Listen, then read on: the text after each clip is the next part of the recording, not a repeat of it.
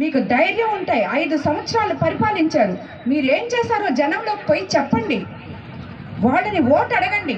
వాళ్ళకి ఓటు కావాలంటే మీకు వేస్తారు, లేదంటే అవతల వాళ్ళకి వేస్తారు.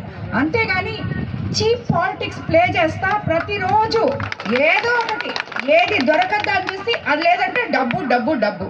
అక్కడ పని చేస్తున్నారు డబ్బు వస్తుంది, ఇక్కడ పని చేస్తున్నారు డబ్బు వస్తుంది, లేదంటే పార్టీ మారారు వెన్నుపోటు. ఎవరు వెన్నుపోటుదారులు?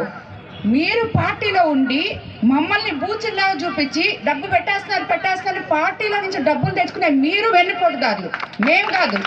మేము నీతి నిజాయితీగా ప్రజలకు సేవ చేయడానికి రాజకీయాల్లోకి వచ్చాం. అదే సేవ చేస్తాం. రాజకీయం అంటే సేవే అని మా భావ్యం, మా భాష్యం అన్నీ కూడా. కాబట్టి నేను హెచ్చరికగా చెప్తున్నాను వైఎస్ఆర్సీపీ నాయకులకి, మీకు చేతనైతే మీరేం చేశారో ప్రజల దగ్గరికి పోయి చెప్పుకోండి, ఓటు అడగండి.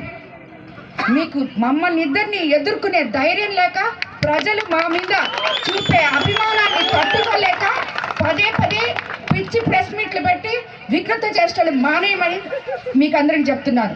విజయసాయిరెడ్డి గారు, మీకు కూడా చెప్తున్నాను నేను, మీరు ఒక పదవిలో ఉన్నారు, ఎంపీగా ఉన్నారు, ఆల్రెడీ రాజ్యసభ ఎంపీగా.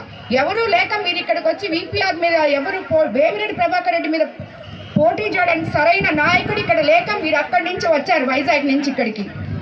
వచ్చిన వాళ్ళు వచ్చినట్టు మీరేం చేశారో నెల్లూరుకి చెప్పండి, మీ నాయకత్వం ఏం చేసిందో చెప్పండి, ఓటు అడగండి. అంతేగాని మీతో కూడా ఇద్దరిని పెట్టుకొని, నలుగురిని పెట్టుకొని మీ వయసుకు తగినట్టు కాకుండా ఇష్టం వచ్చినట్టు ప్రవర్తించబాకండి అని నేను హెచ్చరిస్తున్నాను.